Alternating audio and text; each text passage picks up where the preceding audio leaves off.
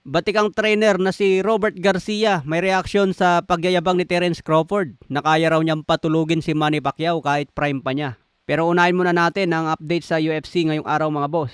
Nanatiling UFC welterweight champion si Islam Makhachev matapos talunin si Masha Dugari sa pamamagitan ng unanimous decision. Dahil sa panalong ito, opisyal lang nakuha ni Makhachev ang kanyang ika-17 na sunod-sunod na panalo sa UFC. Binasag niyang maalamat na record ni Anderson Silva na meron lamang 16 wins na sunod-sunod.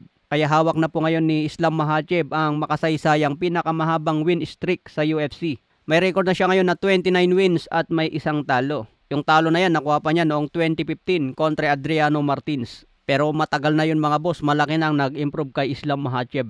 Matatandaan, naging champion na rin siya sa UFC lightweight division hanggang umakyat po siya sa welterweight. At ito nga po ang unang depensa niya sa kanyang titulo. Sa iba pang balita ay pinaliwanag ni Robert Garcia na kayang talunin ni Manny Pacquiao si Terence Crawford sa kanyang prime dahil sa pambirang bilis at explosiveness ni Manny Pacquiao. Ang bersyon umano ni Manny Pacquiao na tumalo kay Oscar De La Hoya at Miguel Cotto ay wawasakin lang ang buong pagkatao ni Terence Crawford. Sinabi niya noong nakalaban ni Crawford si Gamboa, nasaktan at nayanig si Crawford sa mga suntok nito. Kung si Manny Pacquiao umano ang makalaban ni Crawford sa panahon na yon, siguradong magugulpi lang si Crawford dahil mas mabilis at mas malakas sumuntok si Pacquiao kumpara kay Gamboa.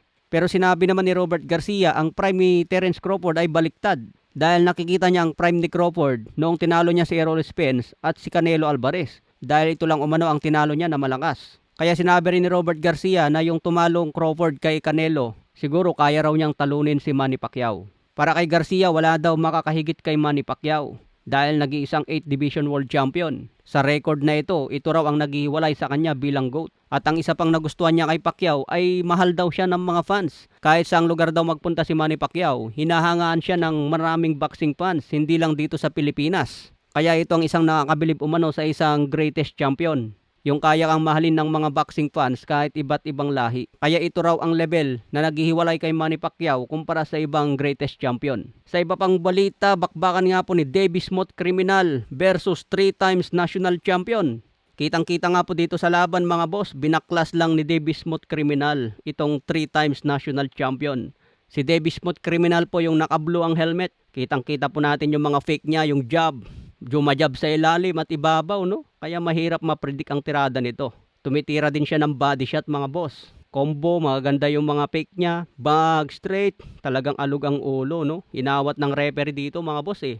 Pagkaawat ng referee, tinigil na po ang laban, umayaw na. Surrender round 2 mga boss. So binaklas lang po ni Davis Smooth Criminal ang 3 times national champion. Talagang napakalakas na po niya. Sabi nga po sa akin ni Davis Smooth Criminal, pangarap niya makapasok dyan sa Philippine team. Pero bakit kaya hindi siya kinukuha mga boss? Sana makuha siya mga boss dahil gold medalist na si Smooth Criminal sa palarong pambansa. Sana mabigyan siya ng pagkakataon na makasali sa Philippine team. Sabi ko nga, kung hindi ka kunin ng Philippine team, mag-pro ka na. Doon mo na ipakita ang skills mo.